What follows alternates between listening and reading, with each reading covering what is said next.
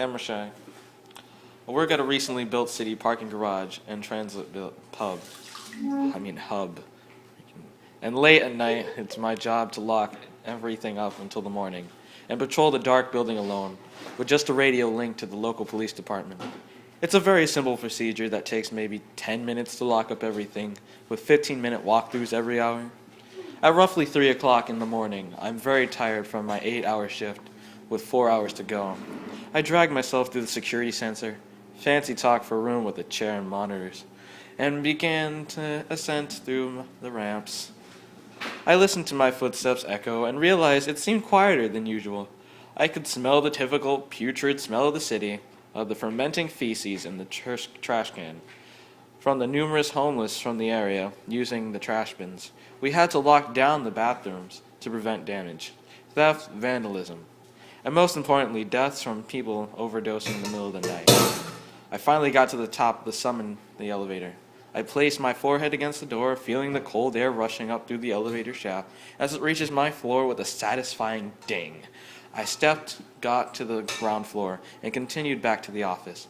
I fling the door open and head inside, running for the cold office room and using my magnet fob to open the door.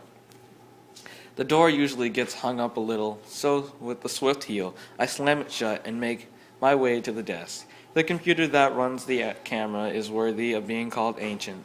I'm pretty sure that they don't make them anymore. Not to mention, the internet the cameras run off is so slow they take forever to update. So I sat there with my new favorite pastime, watching myself walk around with a tremendous amount of lag time. I sat there watching myself drudge on through the stupidly hot weather. I laughed to myself as I watched my head land against the cold steel on the top floor elevator doors. As the doors open and the light floods the area around me, my blood went ice cold. There was a man standing no more than 6 feet away from me, just staring at me. As I entered the elevator, he headed up for the stairs, already vaulting down the steps. My heart races as I watch each camera as he hits each floor. One hit, the fourth, the third. Almost seemingly, he's keeping perfect time with the elevator. My ears begin to boil as I feel all the blood rush to my head. I'm having a hard time breathing. I watch as the elevator doors close and begins to follow me again, getting closer and closer after each turn of the corner. I watch as I fling open the door, and he catches it, heading in right behind me, my heart pounding in my eardrums. He's inside the building. I keep watching, knowing I should look away. I can't find him. Then I kick the door shut in his face, which means, as I search the room, I eventually discover it's just me in there. I radio for a few officers to come in, and they sweep the building, just give me a slap on the wrist for not paying attention, and left. The rest of the night, I stayed in that room.